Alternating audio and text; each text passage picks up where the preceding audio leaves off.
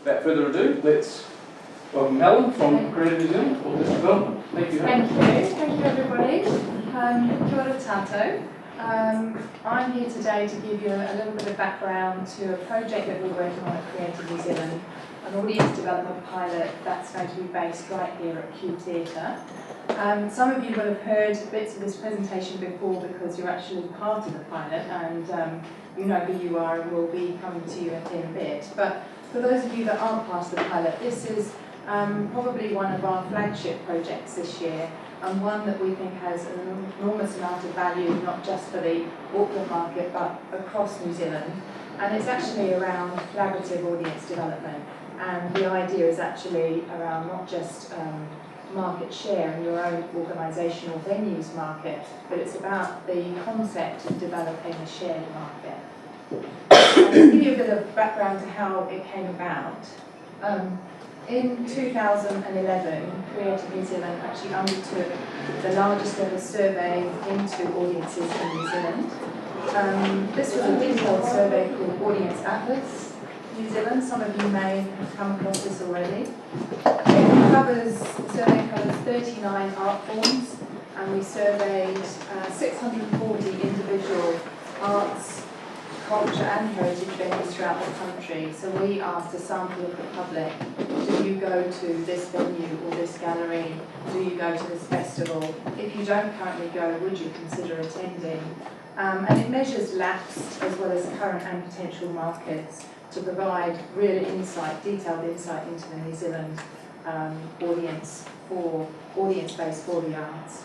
Culture segments, which comes from Audience Atlas, is a new international sector-specific segmentation system for the arts, and it's one that we'll be using in this pilot to trial segmented communications. So I just thought I'd give you a bit of background into the objectives for the pilot. There are 4 in total. We know in Auckland in particular that there's actually a large untapped market. Auckland, obviously the largest market in New Zealand, but it is incredibly fragmented, as we know, and to actually achieve cut-through on small budgets, which often arts organisations and venues have, is tremendously hard.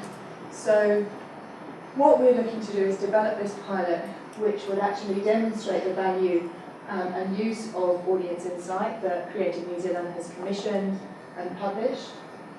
And we'll be looking not just at using culture segments, but also identifying the levels of engagement, so the levels at which an audience actually is engaged in the arts, whether they're in the level of engagement that's considered a treater, so people that just go as a treat to the arts, or whether they're in fact going all the time and they're part of our core market. We also want to demonstrate the benefits of collaboration. We want to build the capacity of the participating organisations, and all of this will combine to provide best practice case studies and also be an exemplar that could potentially be mirrored across the country in other venues with other arts organisations. We're at the stage of scoping this project at the moment, so those of you who met here in this very room back in June to find out a bit about the pilot knew that we were calling for expressions of interest at that stage. And that report, based on your feedback then, the pilot organisations, is being compiled and is involving 3 particular consultancies. One is Morris Hargreaves McIntyre, they're the lead consultant for the pilot that Creative New Zealand is working with. And then we're bringing in additional expertise with the Audience Connection and Arts Australia. Both the Audience Connection and Arts Australia have particular skills in the digital environment as well as the use of data. So why Q and why Auckland? So why did we identify this venue? Well, we know that from the Audience Atlas results, that there's significant market share or shared market with potential for audience crossover across art forms. And we know that Q has PatronBase, which is an independent ticketing system. Therefore, we wouldn't have to work with a third-party ticketing provider. We would have unlimited access to that data. We also know that there's quite a few Creative New Zealand funded clients that hire Q. So there are quite a few things that combine to ensure that this was going to be the best possible venue for us to get the greatest return. We also know from meeting with some of you back in June that there's 12 Creative New Zealand funded organisations that are going to be part of the pilot, and all of you have expressed interest, which is fantastic. And here you are. I think maybe we could just have a show of hands to see how many of you are in the room. Let's put one or two of you.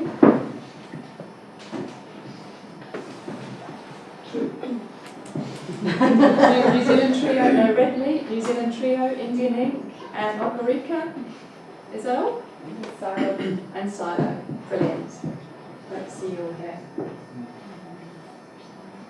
So, how big is the current market for those selection of organisations? So we looked at the audience at this data across 12 organisations, and we found that across the past 3 years, that's what we term as current market, roughly speaking, based on this, we've got about 180,000 people who are currently going to just one organisation here at Q, which is okay, but it's not brilliant. So if we then go on to look at the potential market, you can see that it is huge and it's totally untapped at the moment. So these potential defined as the people who responded to the Atlas survey That's right. saying they were interested. That's right. So you've heard of Q Theatre or New Zealand Trio or Red Leaf, and you're interested in attending, but Which you is don't not currently. actually there. So this could also include lapsed attenders, so people that haven't been in the past 3 years to the New Zealand Trio. So this is, they would consider attending the named company, but they aren't currently. And what we can see here again on the slide is that the percentages are for the current penetration of the potential market.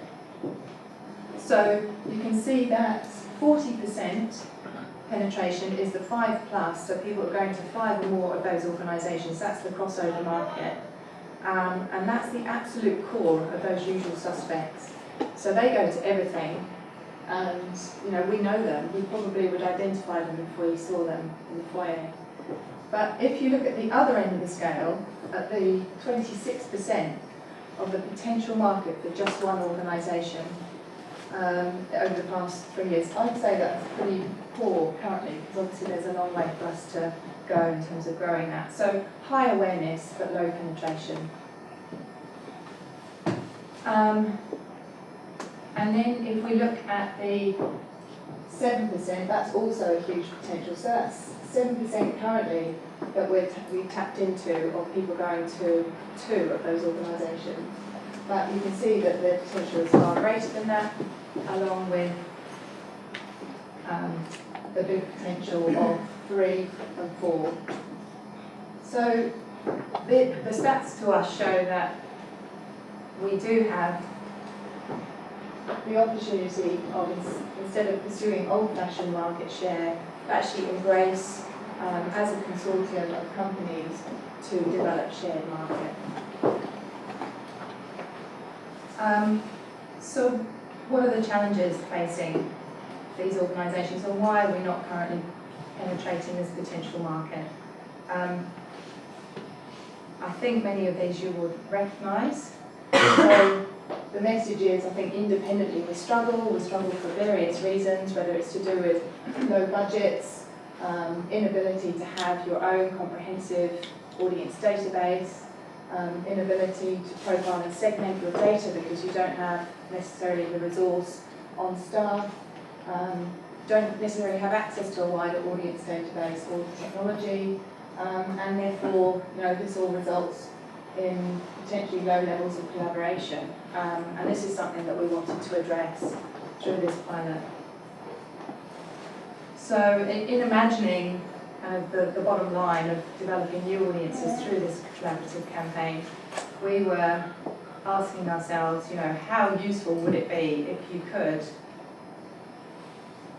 have all your access secured in one, all your audience data securely in one place, with easy online access for each of the participating pilot companies, access 5 times more audience records than you currently have access to, be able to segment that data, have other rich profiling so you knew much more about your audience and your potential audience, select, target, and then email and, most importantly, measure the return on your communications, get access to expert advice and training to allow you to set up campaigns, and ultimately get new audiences through collaborating with others. And so we decided that the big idea would be to identify organisations that were going to be hiring Q Theatre in the next 12 to 18 months. We would also make sure that they were obviously working with Creative New Zealand and that they were actually funded by us. And we would ask them to formally sign up to collaborate, which is what we've done. We've got an expression of interest from 12 organisations, and we're in the process now of scoping the development of an audience commonwealth. And this is basically the idea that all these organisations would pool their data.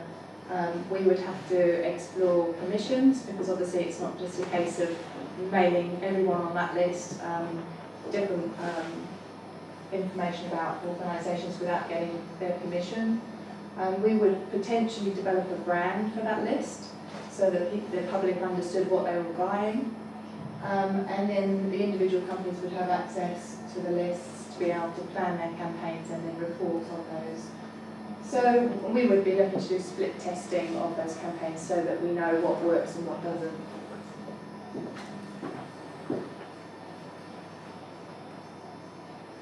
So by joining the Commonwealth, these organisations are always going to have access to their own data, and those that they've contributed since they've booked, they'll also have access to the whole Commonwealth at Q Theatre. They'll have access to other consortium members' data if they both agree to do a campaign at the same time. I think there's definitely interest amongst some of the pilot organisations to develop their own arts packaging, so a kind of horizontal subscription scheme. We would never overmail the list, so we would set up an anti-clash diary, and all the data would be held in trust on behalf of the consortium. So there would be, an unwinding clause if it came to an end, or if someone decided they wanted to leave. So we would develop a series of campaigns which all had clear objectives. They would all be experimental, so that we could then publish those campaigns and the case studies for others in the sector to learn from and replicate if they were successful. And all of them would be fully evaluated, obviously. And the important thing, I think, is also being able to say not just what works, but what doesn't, because that's something that we don't often have the luxury of trialling. So this is kind of a pictorial representation of the Commonwealth. So we would have maybe a couple of the companies here, or red links here today. So Takurua is part of the Commonwealth, bringing New Zealand Trio and Silo, and they join into a joint ticketing database, and all their data is pooled.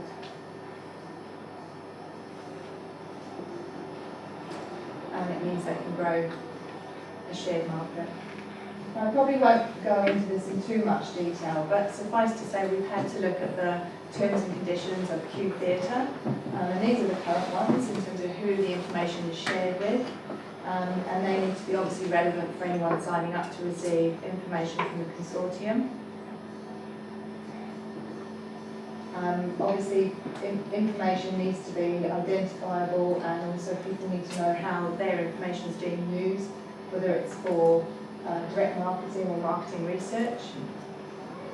And the model that we're taking as part of this consortium is very much based on the Sydney Opera House model, where they actually disclose at the point of sale where their information, how their information will be used. So it says the current organisations are the Australian Brandenburg Orchestra, the Australian Chamber Orchestra, Bell Shakespeare Company, Opera Australia, and Seymour Theatre Centre.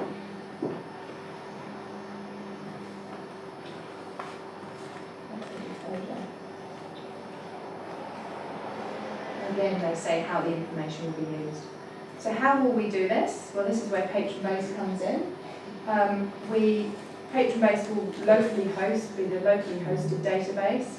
It will feed new and updated data to Vital Statistics, and that's then going to be integrated with MailChimp as the email management system. Vital Statistics will provide online access is an online access to cloud-hosted solution and will provide information on segmentation and analytics. And MailChimp will also provide information on the return on investment via email campaigns. So the upload goes via a daily data extractor into Vital Statistics. The communication happens via Vital Statistics through MailChimp, and then MailChimp will direct audiences back to PatronBase to make the purchase. The project phases are as follows. It's quite a complex thing to set up, so for those of you in the pilot wondering what's actually happening, we are still working on it behind the scenes, and we're at the stage of finalising the scoping report, and the plan is obviously to work on, in particular, the technical setup over the next 6 months. We would need to work on the kind of legal side of that, into infrastructure, as well as building the Commonwealth database and achieving a minimum number of opt-ins via your current audience. And then following that, so once we've achieved that particular stage, we're looking to run 18 months worth of campaigns so that they can be fully evaluated, and we can trial things like packaging, so we can bring together companies to test. I'd like to buy a free package to, the Trio Red Leaf and using a dance company or any variation on that. And once we've done that, we'll obviously be evaluating those campaigns and disseminating them to the sector.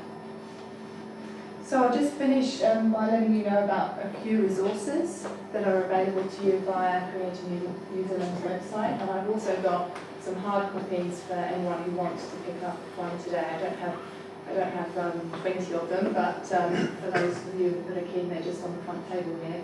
The customer data access guidelines were developed with Tim Roberts from Arts Australia, and for any of you who are wondering about how you can gain access to your customer data and what your ownership rights are in terms of that data and how they relate to the Privacy Act and the Unsolicited Electronic Messages Act, you can read those access guidelines. We don't want to kind of dwell on the question of who owns the data, because in fact the customer owns their own data, but it's about what you need to negotiate with a venue, if you're a company in particular, in terms of your venue contract, because often venue contracts miss out a whole section on use of data and how that data is being accessed. So that's one of the things that the customer data access guidelines will help you navigate. Optimize a blog is something you might be interested in too. This is looking at online analytics. So